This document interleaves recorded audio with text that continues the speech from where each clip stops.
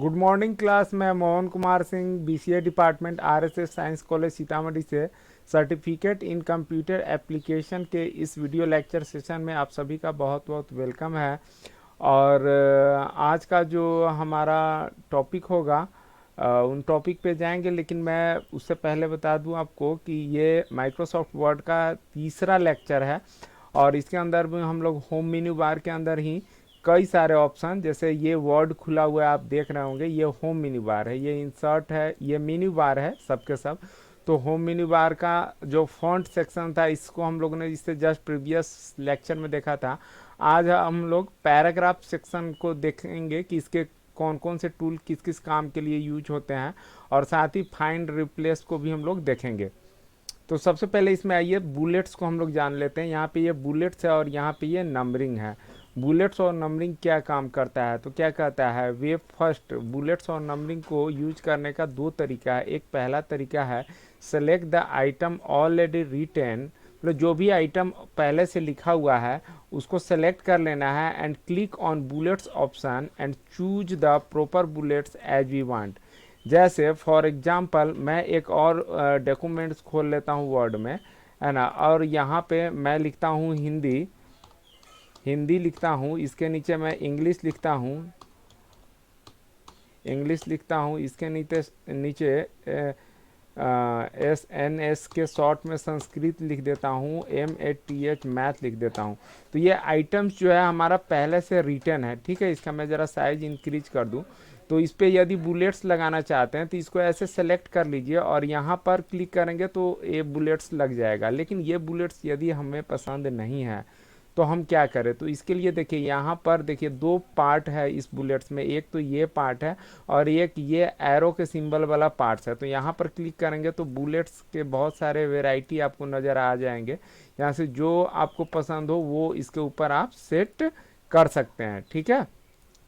तो एक तो ये वे है। दूसरा वे क्या कहता है, चलिए देखिए, दूसरा वे कहता है whenever we need to add bullets just click on bullets option and choose the bullets. यानी जब भी हमें बुलेट्स का ज़रूरत हो, जैसे पहले एग्जांपल से देख लीजिए, एग्जांपल से अब जैसे मैं यहाँ से जो भी लिखा हुआ है इसको मैं हटा देता हूँ तो ये डिलीट हो गया। अब मैं क्या करता हूँ, यहाँ पे क्लिक कर दिया तो एक ये बुलेट्स आ गया यहाँ पे, है ना। पहले मैं साइज थोड़ा बड़ा कर दूँ, इसका साइज काफ़ी छोटा है, 20 कर देता हूँ। और यहाँ से एक बुलेट्स आ गया, यहाँ पे मैं लिखता हूँ HINDI, हिंदी लिखता हूँ। तो जैसे ही मैं इंटर प्रेस करूँगा तो नीचे में फिर बुलेट्स आ जाएगा। मैं यहाँ पे इंग्लिश लिख दिया, इसके नीचे SNS संस्कृत लिख दिया, इसके नीचे MTH मैथ लिख दिया। तो जितनी बार आप क्लिक करेंगे उतनी बार ये बुलेट्स जो फर्स्ट टाइम बुलेट्स हमने दे दिया वो बुलेट्स आता चला जाएगा। लेकिन कभी ऐसा भी तो होगा जब हमें बुलेट्स का ज़रूरत ना हो, then what we can do. तो देखिए अब जैसे मान लीजिए मैथ के बाद हमें बुलेट्स नहीं चाहिए तो हमें इंटर को 2 बार प्रेस कर देना है, तो उसके बाद नहीं आएगा। ये तो पहले से आ रखा था, इसको डिलीट कर लीजिए। जैसे मैथ के नीचे हमें नहीं चाहिए तो एक बार क्लिक करने से आ रहा है, तो एक बार नहीं, इसको इंटर मारिए, इसको 2 बार इंटर प्रेस कर देंगे तो ये इसके नीचे नहीं आएगा। तो दूसरा मेथड ये है। चलिए इसको समझ लिया, एक बार थ्रू आउट रीड कर लेते हैं। तो क्या कहता है, whenever we need to add bullet just click on bullets option, choose the bullets, जो बुलेट्स आपको पसंद है उसको चूज कर लीजिए। बुलेट्स अपियर हो जाएगा and cursor wait for text, और कर्सर जो है टेक्स्ट के लिए वेट करता रहता है। जैसे इन सबको मैं डिलीट कर दूँ और यहाँ पे क्लिक कर दिया तो यहाँ पे कर्सर वेट कर रहा है लिखने के लिए, है ना, कि आप क्या लिखना चाहते हैं, ठीक है। तो वेट करता रहता है cursor. After waiting the after writing the text when we press enter key for second line, second line के लिए जैसे ही इंटर की प्रेस करते हैं selected bullets automatic appear in second line, अपने आप अपीयर हो जाता है। If you do not want the bullet in new line just press enter key twice, तो इंटर की को 2 बार प्रेस कर दीजिए। और जहाँ तक नंबरिंग का केस है तो नंबरिंग में भी नंबरिंग का भी सेम फंक्शनैलिटी है। नंबरिंग भी उसी हिसाब से हम लोग सेट कर सकते हैं।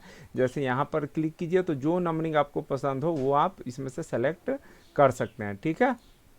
अब इससे आगे हम लोग चलते हैं तो अगला है इंक्रीज एंड डिक्रीज इंडेंट। तो ये इसका सिंबल ध्यान रखना बहुत ज़रूरी है। जैसे बुलेट तो आपको दिख रहा होगा, इंक्रीज और डिक्रीज इंडेंट दो है, यह है इंक्रीज इंडेंट और यह है डिक्रीज इंडेंट। तो इससे क्या होता है, क्या कहता है, देखिए सेलेक्ट टेक्स्ट, टेक्स्ट को सेलेक्ट करना है and by clicking on increase indent selected text moves towards right horizontally all together. यानी कि देखिए जैसे इन सबको मैं सेलेक्ट कर लेता हूँ और इंक्रीज इंडेंट पे क्लिक करने से ये हॉरिजेंटली क्या हो रहा है, राइट हैंड साइड में सब के सब एक साथ जो है मूव कर रहा है, ठीक है। और जब इसको मैं क्लिक करूँगा तो ये इस तरीके से जो डिक्रीज इंडेंट को क्लिक करूंगा तो ये जो है लेफ्ट साइड में हॉरिजेंटली मूव करेगा, ठीक है। मैं कंट्रोल जेड से सबको सही कर देता हूँ, जैसा पहले जैसा था, ठीक है, यही था। यहाँ पर देखिए, यहाँ पे बहुत अच्छे तरीके से, यहाँ नहीं, जो मैं ये टाइप किया था, चलिए यहीं पे कुछ टाइप कर देता हूँ, HND हिंदी, SNK संस्कृत और MTH मैथ। अब देखिए, अब हमें नहीं चाहिए नीचे बुलेट, तो डबल दो बार इंटर प्रेस कर दिया। अब इन सबको एक साथ जो है मान लीजिए राइट हैंड साइड में मूव कराना है, तो इंक्रीज इंडेंट पे क्लिक करने से सब एक साथ मूव होगा और डिक्रीज इंडेंट पे क्लिक करने पे सब लेफ्ट साइड में हॉरिजेंटली मूव करेगा। तो उसके लिए हम लोग इंक्रीज और डिक्रीज इंडेंट को जैसा भी आपने देखा इस तरीके से इस्तेमाल कर सकते हैं। अगला है सॉर्ट। सॉर्ट का मतलब होता है सॉर्टिंग, आप लोग समझते होंगे, जैसे किसी के डिक्शनरी में जो भी वर्ड्स होते हैं वो सॉर्टेड होते हैं, किस तरीके से, तो अल्फ़ाबेटिकली सॉर्टेड होते हैं। रोल नंबर्स भी क्या होता है, न्यूमेरिकली सॉर्टेड होता है। मेरिट लिस्ट क्या होता है, वो भी न्यूमेरिकली सॉर्टेड होता है फ्रॉम हाईएस्ट टू लोएस्ट। तो कोई भी ये सिंबल इसका सॉर्ट का याद रखना जरूरी है, ये वाला सिंबल है, ध्यान से देख लीजिए, ये सिंबल यहाँ पर है, होम मेन्यू बार के अंदर पैराग्राफ सेक्शन में है। तो यहाँ से जैसे अब यहाँ पे चलिए आइए, यहाँ तीनों है, अब इसी को मान लीजिए हमें सॉर्ट करना है, तो अब हम ये तो अल्फ़ाबेटिकली ही सॉर्ट होगा, तो यहाँ से जैसे ही आप सॉर्ट पर क्लिक करेंगे तो ये आ जाएगा पैराग्राफ और टेक्स्ट। अब यहाँ से असेंडिंग और डिसेंडिंग दोनों है, तो जैसे मैं असेंडिंग करता हूँ तो एच वाला ऊपर चला गया, एस वाला नीचे चला गया, लेकिन वापस मैं क्लिक करके इसे डिसेंडिंग करता हूँ तो ये क्या हो गया, एस वाला ऊपर गया, एम और एच, तो ये डिसेंडिंग ऑर्डर में है। तो इस तरीके से कोई न्यूमेरिकल वैल्यू भी है तो उसे भी हम लोग असेंडिंग और डिसेंडिंग ऑर्डर में क्या कर सकते हैं, अरेंज कर सकते हैं यूजिंग द शॉर्ट ऑप्शन। ये जो शॉर्ट ऑप्शन, और किस सेक्शन में, तो पैराग्राफ सेक्शन में, ठीक है। वही बात यहाँ पर लिखा हुआ है जो बातें आपको हमने समझाया, ठीक है। Click on sort option icon, dialog box will open, choose ascending और descending order to sort the text item. Text item को असेंडिंग या डिसेंडिंग ऑर्डर में हम लोग सॉर्ट कर सकते हैं। इससे आगे चलते हैं तो अलाइनमेंट है। अब अलाइनमेंट देखिए क्या कहता है, we can align the paragraph और टेक्स्ट इन 4 वे। 4 तरीके से हम लोग अलाइन कर सकते हैं, है ना। तो अलाइनमेंट्स के लिए जैसे चलिए इसमें भी हम लोग देख सकते हैं। देखिए सबसे पहला क्या होता है, अलाइन टेक्स्ट लेफ्ट। तो अलाइनमेंट के ये 4 ऑप्शन है, ये हमारा लेफ्ट है, ये हमारा सेंटर है, ये हमारा राइट अलाइनमेंट है और ये जस्टिफाई है।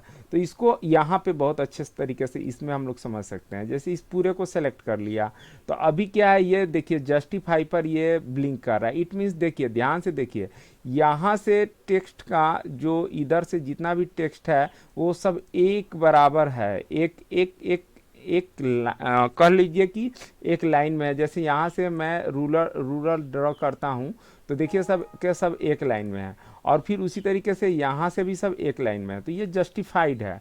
अगर मैं इसे राइट अलाइंड करता हूँ तो देखिए राइट अलाइन में देखिए सब इधर से क्या हो गया, राइट अलाइन। अब ये सिलेक्शन आपको ज़्यादा दिख रहा है, लेकिन आप यहाँ से रूलर को डाल के देखिए सब के सब क्या है, एक सीधाई में है, मतलब उसका जो है सब के सब राइट अलाइंड है, ठीक है।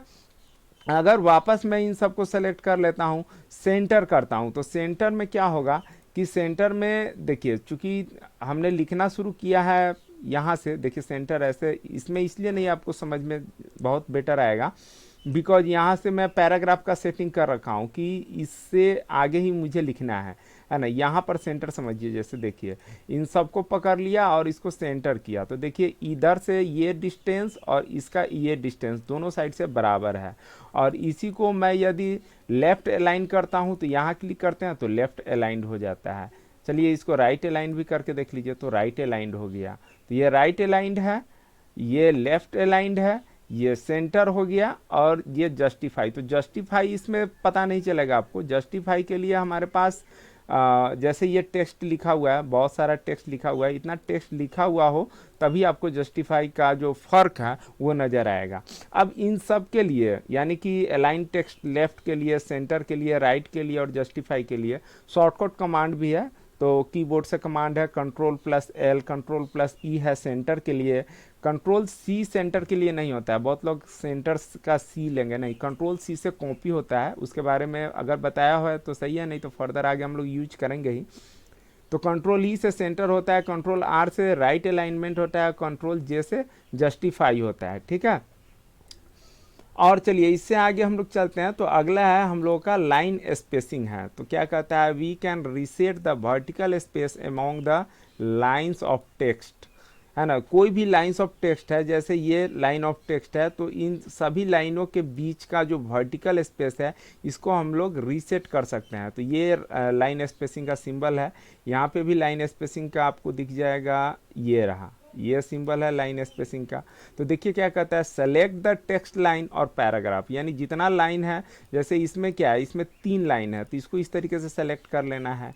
या फिर हमारा कोई पैराग्राफ है तो पैराग्राफ इस तरीके से है तो इस पूरे पैराग्राफ को सेलेक्ट करना लेना है, ठीक है। सिलेक्शन के बाद क्या करना है, तो कहता है clicking on line spacing icon, icon पे क्लिक करना है ना। Click on line spacing icon and choose the proper value as 1.0 या 1.15, 1.5, 2.0, बहुत सारा वैल्यू होता है।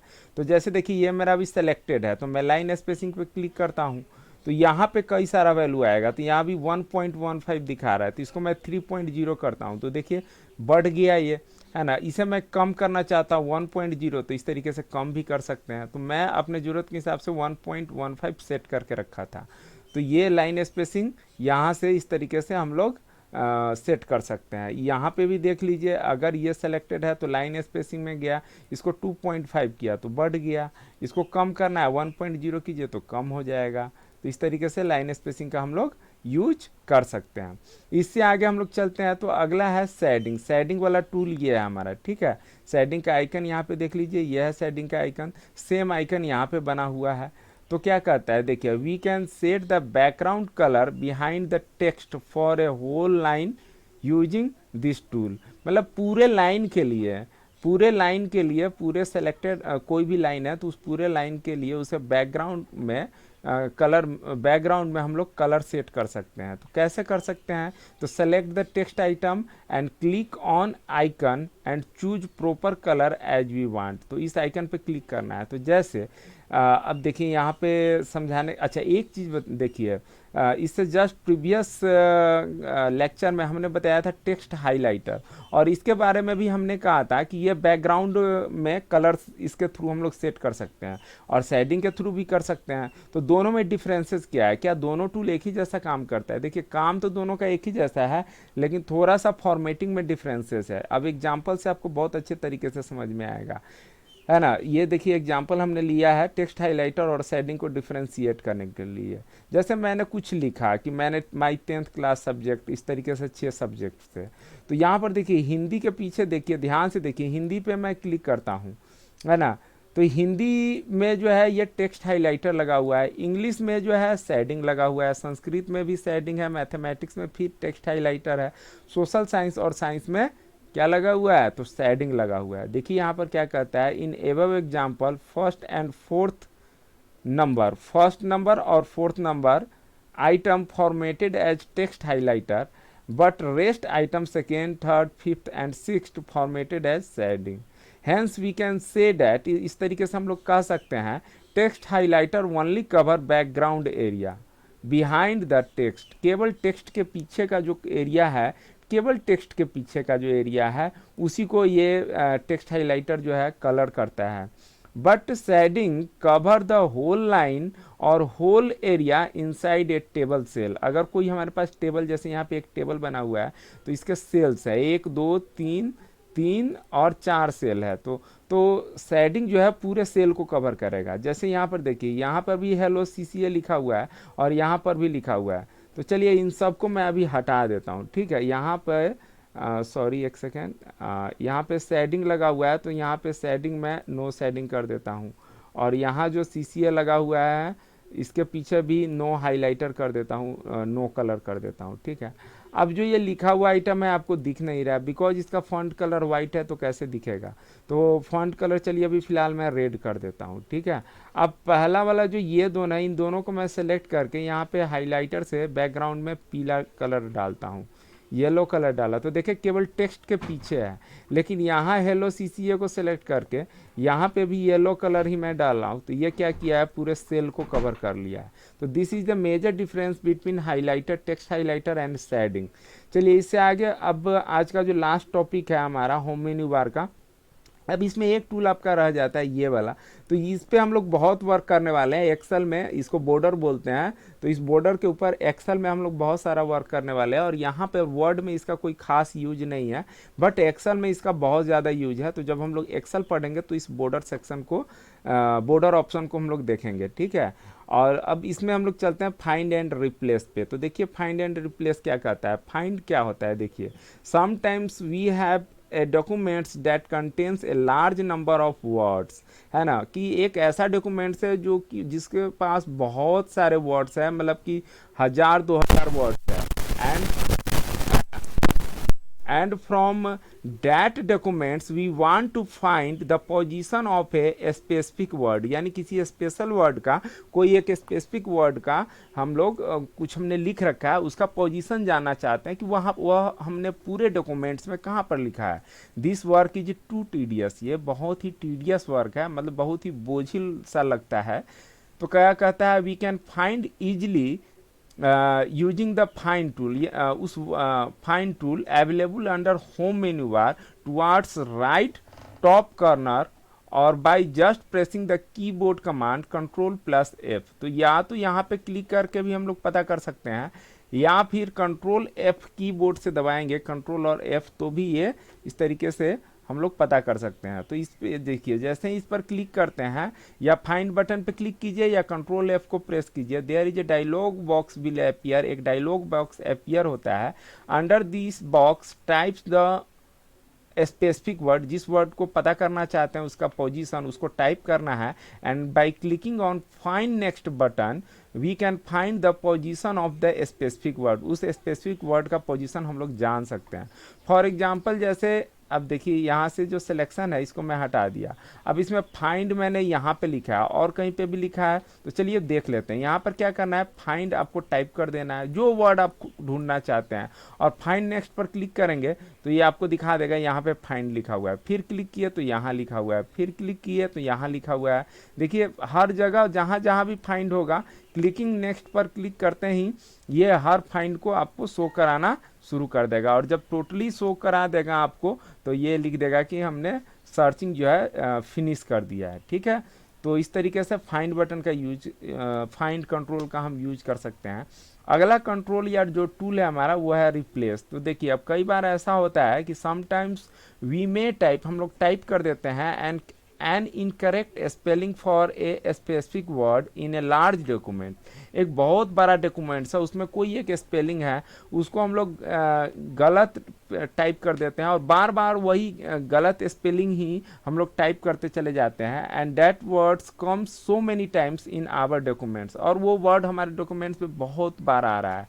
जैसे अभी फाइंड देखा कितने बार आया, तो मान लीजिए फाइंड का ही स्पेलिंग गलत हो गया, और हर बार हम FIND का FND केवल लिख रहे हैं, आई छूट गया है या कुछ भी मिस्टेक हो सकता है, then finding and correcting the word at each place is also a tedious work. यानी कि हर जगह पे उस वर्ड को पता करना, उस गलत वर्ड को पता करना और फिर उसको सुधारना कीबोर्ड के थ्रू, ये भी यानी कि दोबारा से टाइप करना, ये भी एक बहुत ही बोझिल काम है। तो इसको हम लोग बहुत आसानी से कर सकते हैं। We can do this in very easy manner. इसे हम लोग बहुत आसानी तरीके से कर सकते हैं using find and replace option, यानी कि कंट्रोल+H। तो या तो आप रिप्लेस पे क्लिक कीजिए तो भी फाइंड एंड रिप्लेस का ऑप्शन आएगा, या फिर कंट्रोल+H कमांड जो है ऑब्जेक्टिव के पॉइंट ऑफ व्यू से ये शॉर्टकट कमांड भी बहुत इंपॉर्टेंट है। तो यहाँ पे भी ये रिप्लेस वाला आ जाता है। अच्छा, ये रिप्लेस फाइंड से भी आ जाता है। जैसे फाइंड पे भी क्लिक करेंगे तो रिप्लेस टैब पे क्लिक कीजिएगा तो ये आ जाएगा। तो मान लीजिए कि इसमें जैसे फाइंड का स्पेलिंग गलत है, मान लेते हैं FIND ही गलत है, FIND के जगह हमें मान लीजिए कि, मान लिया मैंने, वैसे सही फाइंड ही है, मान लीजिए इसमें हमें FND टाइप करना है, जितने जगह FIND है वहाँ हमें FND टाइप करना है। और इसमें रिप्लेस ऑल पे जैसे ही क्लिक करेंगे, रिप्लेस करेंगे तो एक जगह पे सही करेगा, रिप्लेस ऑल करेंगे तो हर जगह पर सही कर देगा, है ना। अब चलिए देखते हैं क्या हुआ इस डॉक्यूमेंट्स के अंदर। चलिए देखते हैं।